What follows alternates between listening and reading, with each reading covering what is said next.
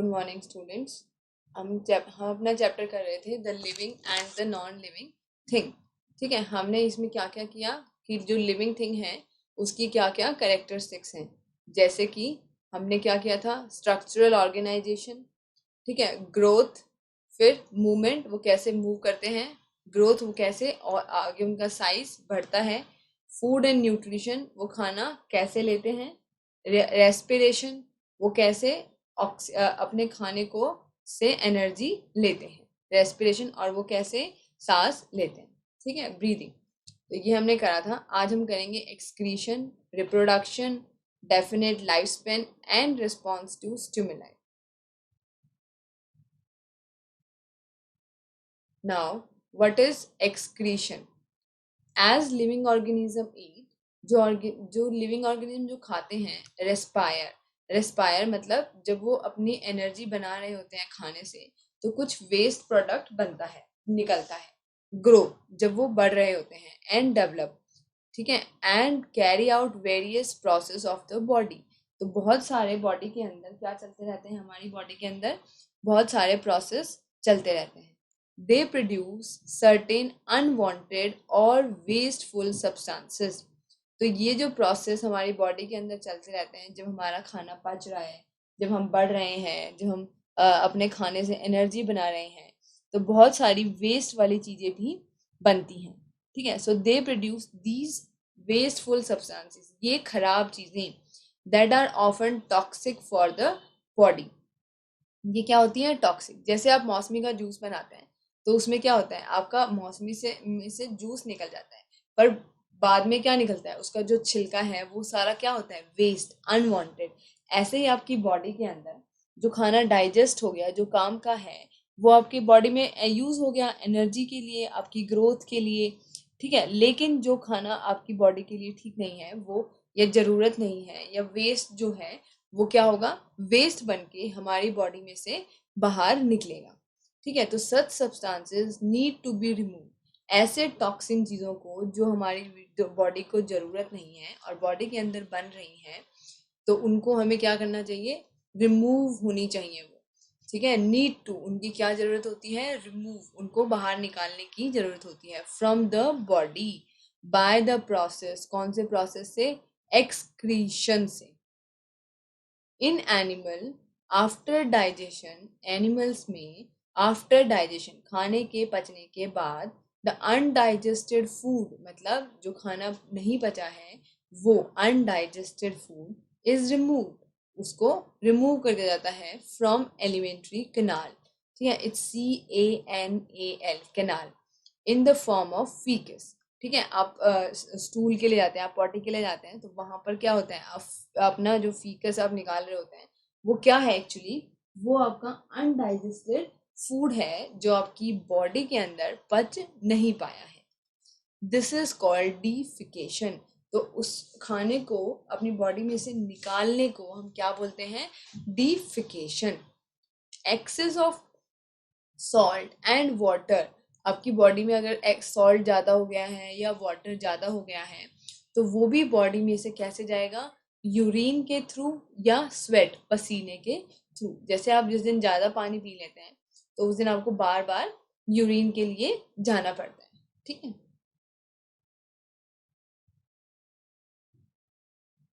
Now excretion also occurs in plant. अब plants के अंदर भी बहुत सारी वेस्ट चीज़ें बनती हैं, उनको भी बॉडी में से क्या करना पड़ता है, रिमूव करना पड़ता है। कैसे, plant also release carbon dioxide and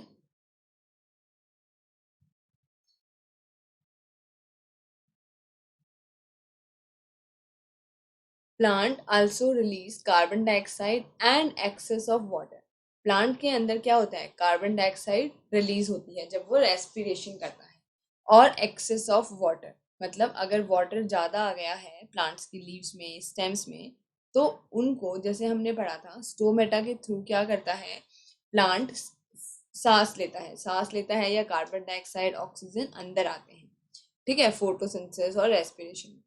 और वो स्टोमेटा के थ्रू, अगर हम उसकी बॉडी के अंदर ज़्यादा वाटर है तो उसको भी बाहर निकाल देता है उन्हीं स्टोमेटा के थ्रू जो लीव्स पे छोटे छोटे पोर्स प्रेजेंट होते हैं.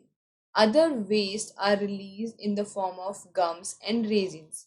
कुछ जो है रेजिन और गम्स के फॉर्म में बाहर निकलते हैं. जैसे कि प्लांट्स की जो स्टेम होती है बड़ी बड़ी, उन पे बाहर जैसे गोंद की तरह कुछ ना कुछ चिपका रहता है. तो वो एक्चुअली क्या है, वो वेस्ट चीज़ें हैं प्लांट की, और उसको उन्होंने मतलब अपनी बॉडी में से बाहर निकाल के और बाहर लगा दिया.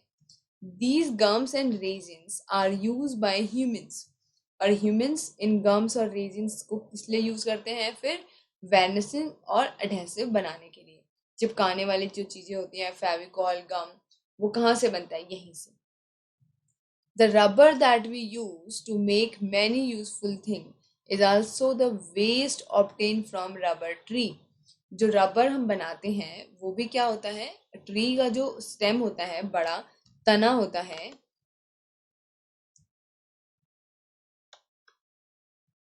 जैसे ये क्या है,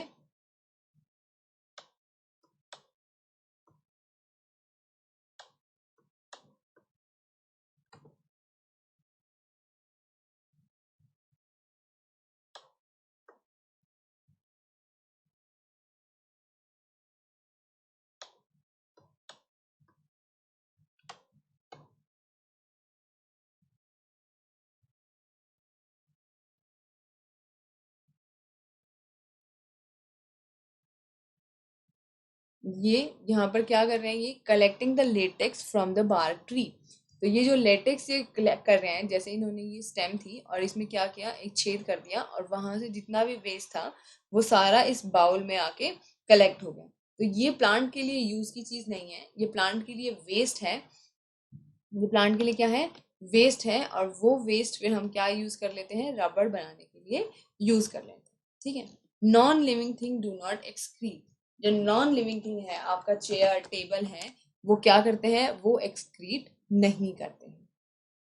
अब आता है रिप्रोडक्शन. रिप्रोडक्शन भी एक बहुत इंपॉर्टेंट कैरेक्टरिस्टिक्स है किसका, लिविंग ऑर्गेनिज्म के अंदर. एक लिविंग ऑर्गेनिज्म अगर ऐसा होता कि रिप्रोडक्शन नहीं होती तो क्या होता, एक बैक्टीरिया हमारी अर्थ पे आया था, उससे फिर और बैक्टीरिया नहीं आते. अगर एक ह्यूमन बीइंग, एक एनिमल, लायन या कोई भी टाइगर है, वो एक ही रह जाता, उसके आगे कैसे बढ़ेंगे, कैसे बढ़ेंगे, by the help of process of reproduction. किसके प्रोसेस से, रिप्रोडक्शन के प्रोसेस से. ऑल ऑर्गेनिज्म रिप्रोड्यूस, क्या करते हैं, रिप्रोड्यूस, दोबारा से अपने जैसे ऑर्गेनिजम्स को बनाते हैं. That is they produce new organism of their own kind. अपनी ही तरह के, जैसे लायन है, वो लायन लायन ही बनाएगा नए, टाइगर से टाइगर, ह्यूमन बीइंग से ह्यूमन बीइंग. तो इसको हम क्या बोलते हैं, रिप्रोडक्शन. इसको हम क्या बोलते हैं, reproduction. This process is called reproduction. Humans give birth to the babies. Humans जो हैं, इंसान जो हैं, वो क्या किसको बर्थ देते हैं, बेबीज को. दूसरे एनिमल्स हैं, जैसे डॉग किसको बर्थ देगा, पपीज को देगा. कैट किटन को, लायन कब्स को. ठीक है. तो ऐसे ही काव काफ को. तो इसी तरह से जो अब उन्हीं के यंग वंस को पैदा करेंगे. यूं तो नहीं है काव ने कब को या किटन को जन्म दे दिया, नहीं. कैट किसको जन्म देगी, किटन को, एंड सो ऑन. ठीक है. Other animal also give birth to their young ones. ठीक है. सब अपने जैसे ही यंग वंस बनाते हैं. Some organism reproduce through eggs. कुछ ऑर्गेनिज्म क्या करते हैं, एग देते हैं, अंडे देते हैं. They lay eggs and their young ones. फिर जो उनके यंग वंस हैं, वो उस एग में से क्या करते हैं, हैच करते हैं, मतलब उसको तोड़ के, और पूरा टाइम होने के बाद उस एग में से बाहर निकलाते हैं. फॉर एग्जाम्पल, जैसे कि बर्ड्स, फ्रॉग्स, फिशेस, स्नेक्स, ये क्या देते हैं, एग्स देते हैं. Most of the plant reproduce through seed. जैसे आपने एक फ्रूट खाया और फ्रूट के अंदर क्या था, सीड, बीज, उसको आपने लगा दिया, तो क्या हो गया, फिर हमारे पास नया प्लांट आ गया. ठीक है. तो जो प्लांट्स हैं, नया प्लांट कैसे बना, सीड से बना. So they produce seeds inside their fruits. कहाँ बनाते हैं वो सीड्स, अपने फ्रूट्स के अंदर. और अगर हम इन सीड्स को when sown in the soil दबाएंगे तो क्या होगा, वही अगर आपने आम की गुठली को बोया है तो आम का ही पेड़ लगेगा, ठीक है। जामुन की बोई है तो जामुन का ही पेड़ लगेगा, अमरूद का तो नहीं बन जाएगा। So produce new plants of same species, उसी स्पीशीज की, उसी प्लांट, उसी जिसका आपने फ्रूट खाया था वही फ्रूट उस प्लांट पे लगेंगे। Whales are the sea animal. They do not lay eggs. They give birth to their young ones. जो whales होती हैं और वो egg lay नहीं करती हैं। whales, shark ये सब जैसे human being हैं, tiger है, lion है, वो cow है, buffalo है, वो young ones को ही पैदा करती हैं। वो fishes अलग टाइप की fishes में आती हैं। Non living things do not reproduce. आपने घर पे एक चेयर लाके रखी, आपको 2 चाहिए तो वो एक चेयर दोबारा वो 2 नहीं बन जाएगी, आपको नई लानी पड़ेगी। तो जो नॉन लिविंग थिंग है वो कभी भी रिप्रोड्यूस नहीं करती हैं, ठीक है। जैसे आपके टेबल चेयर हैं, वो जैसे हैं वैसे ही रहेंगे और अपने टाइप के नए चेयर टेबल नहीं बनाते। Now the definite life Spain, मतलब हर ऑर्गेनिज्म की एक पर्टिकुलर उम्र होती है और उसके बाद वो धीरे धीरे फिर वो क्या हो जाता है, उस उम्र खत्म होने के बाद वो मर जाता है। All living organism take birth, सारे लिविंग ऑर्गेनिज्म बर्थ लेते हैं, मतलब जो पहले से ऑर्गेनिज्म है, अभी हमने रिप्रोडक्शन देखा था, उससे नए ऑर्गेनिज्म बनते हैं। कैसे? By birth. बिकम मिच्योर, बड़े होते हैं, मिच्योर होते हैं। गेट ओल्ड, बूढ़े होते हैं और फिर मर जाते हैं। So this is a natural process, ये एक नेचुरल प्रोसेस है, ठीक है, and unique to all living organism. और ये किसके साथ होता है? सभी लिविंग ऑर्गेनिज्म के साथ होता है। Each organism lives for a particular number of years, ठीक है। हर ऑर्गेनिज्म कुछ साल के लिए ही जीता है, कुछ महीनों के लिए, कुछ दिन के लिए, कुछ घंटों के लिए। तो सबके ऊपर अलग अलग, मतलब उम्र, जो अलग अलग उम्र होती है, सब ऑर्गेनिज्म की अलग अलग एजेस होती हैं, which is known as life span, जिसको हम क्या बोलते हैं? Life span. For example house fly, जो आपके घर पे मक्खी है, हाउस फ्लाई है, उसकी लाइफ क्या है? 1 month. While the bristle cone pine tree, जो ब्रिसल कोन का पाइन ट्री है, मे लिव फॉर 1000 of years, वो कितने साल के लिए जिंदा रह सकता है? 1000 of years। Non living thing की कोई लाइफ स्पेन नहीं होती, जब वो टूट जाती हैं हम उनको रिप्लेस कर देते हैं और नई चीजें ले आते हैं, ठीक है। पर लिविंग थिंग में क्या होते हैं? They die. जैसे कि मे फ्लाई है, वो 1 डे के लिए ही, उसका मतलब उसकी उम्र होती है। House fly 4 weeks, dragon fly 4 month, horse 30 years तक रहता है, पोलर बियर 42 years तक, चिंपैंजी 59 years तक जिंदा रहते हैं। वर्कर बी, जो शहद इकट्ठा करती हैं, जो बीज, उनकी लाइफ होती है 1 year, ठीक है। माउस की 2 year। क्वीन बी, जो क्वीन बी होती है, मतलब जो रानी होती है मधुमक्खियों की, उसकी उम्र कितनी होती है? 5 years। डॉग 14 years होती है अप्रोक्सीमेटली। एशियन एलिफेंट की एज होती है 86 years, ठीक है। मैकाओ की 80 to 100 years। जापानीज फिश कोई, इसकी जो एज है वो 200 से भी ज्यादा हो सकती है, 200 years से भी ज्यादा। टॉर्टोइज की 190 years, ठीक है। अब आता है रिस्पॉन्स टू स्टिमुलाई, ठीक है। What happen if you touch a hot pan, अगर आप किसी गर्म चीज को हाथ लगाएंगे तो क्या होगा? आप एकदम से अपने हाथ को उससे दूर हटाएंगे, ठीक है। आपका क्या रिएक्शन होगा? आप वहीं पे अपना हाथ रखोगे या अपना हाथ हटा लोगे? आप अपना हाथ हटा लोगे, ठीक है। The hot pan trigger a instant reaction in you, एकदम से आपके अंदर मतलब रिएक्शन होता है। You immediately withdraw your hand, आप एकदम से अपना हाथ दूर कर लोगे।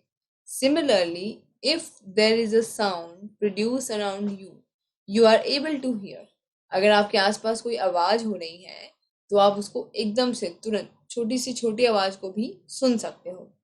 So anything that trigger a reaction in organism is called stimulus.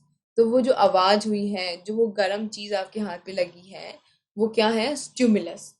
ठीक है। सो द रिएक्शन, और आपने उसके बदले में जो रिएक्शन दिया है उसको हम क्या बोलते हैं? रेस्पॉन्स। आपने अपना हाथ हटाया, आपको कोई आवाज हुई, आपकी मम्मी ने आपको आवाज लगाई, तो आप उठ के चले गए, तो आपने उस आवाज को रिस्पॉन्ड किया। ठीक है, आप उठ के चले गए क्योंकि आपको बुलाया जा रहा था। All living organism respond to stimuli. जितने भी लिविंग ऑर्गेनिज्म हैं वो सब स्टिमुलाई को, मतलब कोई बाहर कुछ, अगर उनके बाहर कोई एक्शन हुआ है तो वो उसको रेस्पॉन्ड करते हैं। ये किसकी खासियत है? लिविंग ऑर्गेनिजम्स की खासियत है। All living organism respond to stimuli. We often perceive such changes in the environment. We perceive such change in the environment or stimulus with the help of our sense organs. तो ये बातें हमें कैसे पता लगती हैं कि बाहर कुछ चेंज हुआ है? आपको आवाज कैसे आई? ठीक है, आपको गरम कैसे लगा? कुछ अलग कुछ हो रहा है तो आपको वो कैसे दिखाई दे रहा है? कैसे? By your sense organs, eyes, ears, nose, tongue and skin. ठीक है। Plants also respond to stimuli. Plants भी, मतलब प्लांट्स तो मूवमेंट नहीं करते, तो फिर आप सोचोगे कि उनको आवाज आएगी तो वो क्या करेंगे, पर उनके अंदर भी रेस्पॉन्ड, स्टिमुलस और रेस्पॉन्ड वाला प्रोसेस होता है।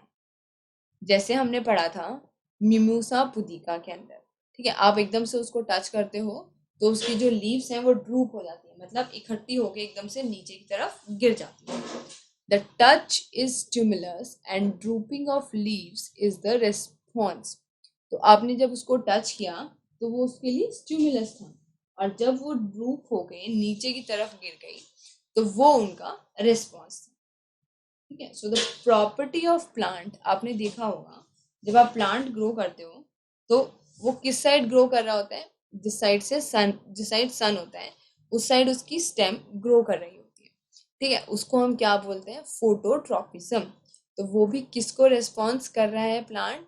Plant response to the light. Plant किसकी तरफ बढ़ रहा है? लाइट की तरफ।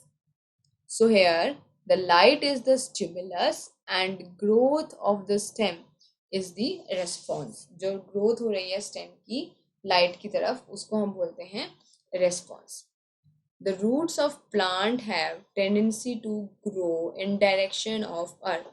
आपने देखा है क्या होता है जब हम कोई प्लांट लगाते हैं तो उसकी रूट जो है जमीन की तरफ जाएगी, चाहे आप उसको किधर भी रख दो। जैसे अगर आपने पॉट को टेढ़ा रख दिया, टिल्ट कर दिया, तो भी जो रूट है वो किधर जाएगी? नीचे की तरफ, टुवर्ड्स अर्थ, जमीन की तरफ जाने की कोशिश करेगी।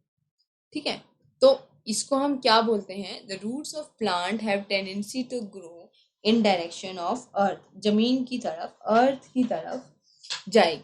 तो और जो स्टेम है वो किस तरफ जाती है? ऊपर की तरफ। ठीक है, तो इन direction of opposite, opposite direction में ग्रो करती है स्टेम। ठीक है, आपने एक प्लांट लगाया, ऊपर उसकी स्टेम निकलाएगी और नीचे उसकी रूट हो जाएगी। तो इसको हम क्या बोलते हैं? जियोट्रॉपिज्म।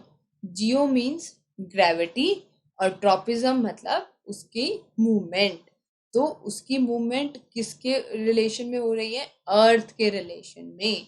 तो जो प्लांट, जो रूट है वो अर्थ की तरफ, ग्रेविटी की तरफ जा रहा है, इसीलिए वो पॉजिटिव हो गया।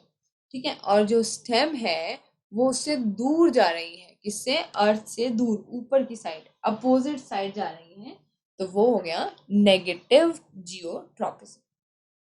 ठीक है, तो यहाँ पर स्टिमुलस क्या हो गया? अर्थ की ग्रेविटी, और रेस्पॉन्ड क्या हो गया? जो प्लांट की जो मूवमेंट हो रही है उसके रिस्पेक्ट में। तो जो रूट है वो कैसी मूवमेंट कर रहे हैं?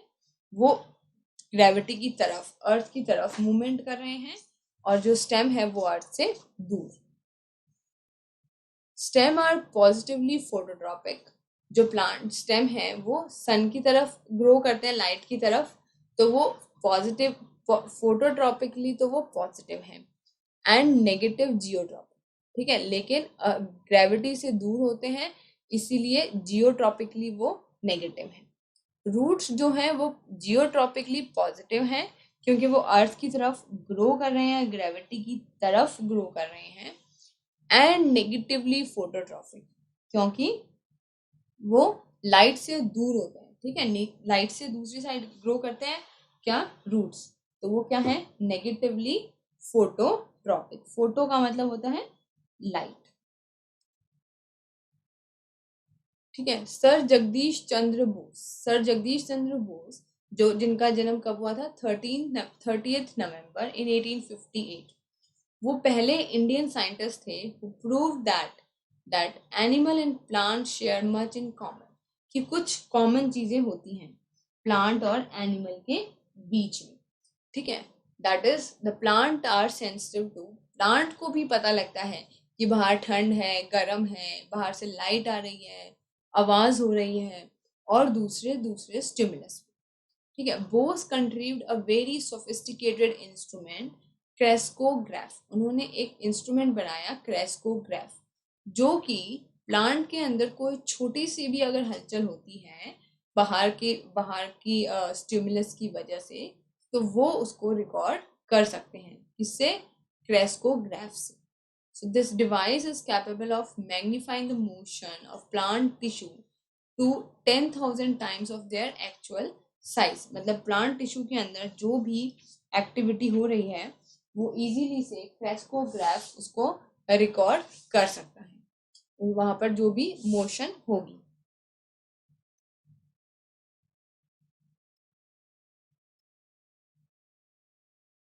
Okay, you all must have heard about robots carrying various tasks. They are actually programmed machines.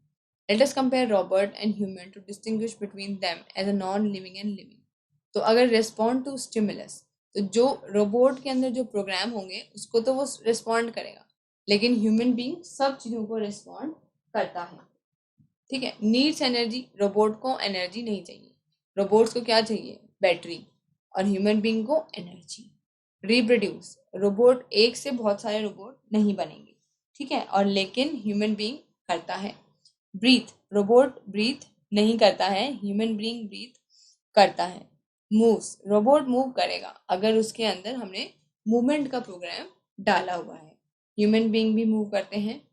Perform activities, robot भी एक्टिविटीज परफॉर्म करते हैं जो जो उसको बताई जाती है, और ह्यूमन बीइंग भी एक्टिविटीज परफॉर्म करते हैं।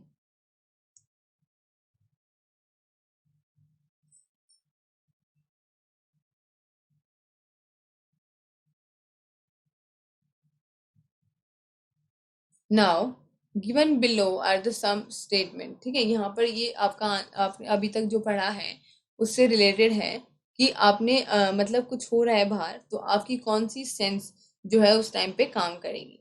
Looking at your favourite food item, अपने फेवरेट फूड आइटम की तरफ देख रहे हो, कैसे देखोगे, बाय योर आइज, और देखते ही आपके मुंह में क्या आ जाएगा, सैलिवेशन, मतलब पानी आ जाएगा। टचिंग अ हॉट प्लेट, अगर आपने एकदम से हॉट प्लेट को हाथ लगाया तो क्या आपकी कौन सी सेंस काम करेगी, स्किन, और आप अपना हैंड को मूव कर लोगे, हटा लोगे। Presence of aroma around you, आपको बड़ी अच्छी खुशबू आ रही है, तो कैसे पता लगेगी, बाय योर नोज, और आप फ्रेगनेंस को, उस अरोमा को क्या करोगे, स्मेल को क्या कर पाओगे, स्मेल कर पाते हो, कैसे, by your sense organ knows.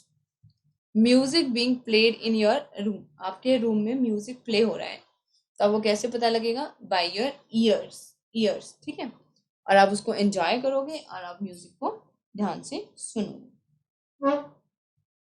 Now these are the fill in the blanks. The process that help us to get rid of wasteful substances, कि हम वेस्टफुल चीज़ों से कैसे बचते हैं, मतलब कैसे हम उनसे छुटकारा पाते हैं, by the process of excretion, जो हमारी बॉडी में वेस्ट चीज़ें बनी हैं। The process that helps living organism to produce more of their own kind. ठीक है, नए ऑर्गेनिज्म कैसे बनते हैं, टाइगर से कब्स, ठीक है, लायन से उसके बेबी, और कैट से किटन, और ह्यूमन से बेबीज कैसे बनते हैं, by the reproduction. The process which help us to take in oxygen rich air and eliminate carbon dioxide, जिस प्रोसेस से हम ऑक्सीजन बॉडी के अंदर लेते हैं और कार्बन डाइऑक्साइड रिच एयर को बाहर निकालते हैं, उसको हम क्या बोलते हैं? Respiration. The process which help us to move from one place to another. कैसे हम एक जगह से दूसरी जगह मूव करते हैं? By the movement. क्या दिखाते हैं हम? Movement. Now the one of the important thing that is species. Species क्या होती है? There are variety of organism present in the world. ठीक है, एनिमल है जैसे कि डॉग है, कैट है, और ह्यूमन बींग्स हैं, लायंस हैं, हाउस फ्लाई है, मॉस्किटो है। वो क्या सब एक जैसे हैं? नहीं। Some of them are alike and differ from the rest. ठीक है, जैसे जो एनिमल्स को हम सबको एनिमल्स बोलते हैं, लेकिन फिर भी जो डॉग है वो कैट जैसा तो नहीं है। लायन से भी अलग है, कैट से भी अलग है, एलिफेंट से भी अलग है। ठीक है, ह्यूमन बीइंग जो है वो भी क्या है? सबसे दूसरे एनिमल से अलग है, एलिफेंट से अलग है। तो an elephant differ from lion, lion जो है डॉग से अलग है, एंड सो ऑन। ठीक है, all kind of organism are different from other kind. मतलब एक टाइप का ऑर्गेनिज्म, एक टाइप मतलब जो डॉग, सारे के सारे डॉग हैं, वो सारे के जितने भी टाइप के लाइन्स होते हैं उनसे अलग है। ठीक है, तो each other kind but are similar to each other. मतलब डॉग तो एक दूसरे जैसे होंगे, लेकिन लायन से, एलिफेंट से, कैट से अलग होंगे। For example, dogs are similar to other dogs. मतलब डॉग्स में कलर में ही डिफरेंट होता है, वरना तो सब क्या होते हैं? एक ही जैसे होते हैं। There are different types of dog but they are basically same. ठीक है, आप बोलोगे नहीं ये ब्लैक कलर का है, ये दूसरा डॉग है, ये दूसरा डॉग है, जो उनकी अलग अलग वेराइटी आती है, पर वो सब आते किस में है? डॉग वाली बात में ही आते हैं। ठीक है, so they all have similar body part. सबके एक जैसे बॉडी पार्ट होते हैं, सब एक जैसे फूड भी एक जैसा ही खाते हैं, ओमनीवोरस होते हैं सारे। ठीक है, एक जैसी एक्टिविटी परफॉर्म करते हैं। ठीक है, any type of dog from, you can recognise any type of dog from a cat. अगर आपके पास बहुत सारी कैट आपके पास रखी हैं, खड़ी करी हैं, और उसमें एक डॉग खड़ा कर दिया, तो आप बता सकते हो कि ये डॉग है। ठीक है, टाइप की जरूरत नहीं है कि कौन से टाइप का डॉग है, आप बता दोगे कि ये क्या है? डॉग है। तो species is a group of similar looking organism. Species क्या होते हैं? जो एक जैसे दिखने वाले ऑर्गेनिज्म हैं, और that are capable of breeding themselves to produce. वो आपस में ब्रीड करते हैं और देमसेल्फ फिर प्रोड्यूस करते हैं young ones that can also reproduce. ऐसे यंग वंस जो आगे दोबारा से रिप्रोडक्शन कर सके। मतलब कैट जैसे डॉग से पपी बना। ठीक है, डॉग से क्या बनते हैं? पपीज बनते हैं। सारे जो डॉग्स हैं वो क्या बनाते हैं? पपीज। अब वो पपीज, दो डॉग मिलके क्या बनाते हैं? पपीज बनाते हैं। अब वो पपीज जो हैं वो भी आगे जाके डॉग बनेंगे, और डॉग से फिर वो पपीज बनेंगे। तो जो स्पीशीज हैं वो क्या होते हैं? वो एक दूसरे के साथ ब्रीड कर सकते हैं और नए यंग वंस बना सकते हैं जो सेम स्पीशीज हैं। Similarly plants are also different species. जैसे कि आपने देखा है मैंगो का ट्री अलग होता है, गुआवा का ट्री अलग होता है। उनके जितने भी गुआवा के ट्री हैं सबके एक जैसे पत्ते दिखेंगे, लेकिन मैंगो के ट्री से अलग। ठीक है, all bananas plant form a one species of plant. सारे बनाना के प्लांट्स हैं वो एक जैसे ही होते हैं, तो वो क्या है? एक स्पीशीज है, बनाना प्लांट की एक स्पीशीज है। दे ग्रो, उनकी सबकी एक ही कंडीशन होती है, उनको एक ही जैसी सॉइल चाहिए, इतना ही वाटर चाहिए, उतना ही क्लाइमेट चाहिए, उतनी ही टेम्परेचर चाहिए, सब बनाना प्लांट्स को। सब मैंगो प्लांट्स एक जैसी जगह पर ग्रो करते हैं। ठीक है, तो ये chapter living thing and non living thing खत्म हो गया है। These are the different definition जो अभी तक हमने करी है। सेल क्या है? स्ट्रक्चरल और फंक्शनल यूनिट है हमारी लाइफ की। डेवलपमेंट क्या होता है? जब जो ऑर्गेनिज्म है प्रॉपरली ग्रो हो जाता है और फिर धीरे धीरे मेच्योर करता है। एक्सक्रीशन मतलब हम अपने वेस्ट को बाहर निकालते हैं बॉडी में से। ग्रोथ, हम साइज में, वेट में और कॉम्प्लेक्सिटी में एडवांस होते रहते हैं लिविंग ऑर्गेनिज्म। लाइफ स्पेन, कितने ईयर्स, कितनी उम्र है हमारी ऑर्गेनिजम्स की। रिप्रोडक्शन, एक ऑर्गेनिज्म से या नए ऑर्गेनिज्म बनना, तो उसको हम क्या बोलते हैं? रिप्रोडक्शन। रेस्पॉन्स, किसी भी रिएक्शन को, मतलब बाहर से कुछ स्टिमुलाई हुआ है तो उसको हम क्या करते हैं, रिस्पॉन्स करते हैं। रेस्पिरेशन क्या है, ऑक्सीजन की हेल्प से अपने खाने में से एनर्जी निकालना, एनर्जी लेना, उसको हम बोलते हैं रेस्पिरेशन। स्टिमुलस क्या है, एनी चेंज, कोई भी चेंज जो आप बाहर हुआ है आपकी बॉडी से, एनवायरनमेंट के अंदर या आपकी बॉडी के अंदर भी, ठीक है, ऑफ एन ऑर्गेनिज्म, जो कि जिसके रिस्पॉन्स में आपको कुछ रिएक्शन करना पड़ रहा है, वो क्या होती है, स्टिमुलस। ठीक है, तो ये पूरा चैप्टर रीड कर लेना, फिर हम इसके क्वेश्चन आंसर करेंगे। Thank you.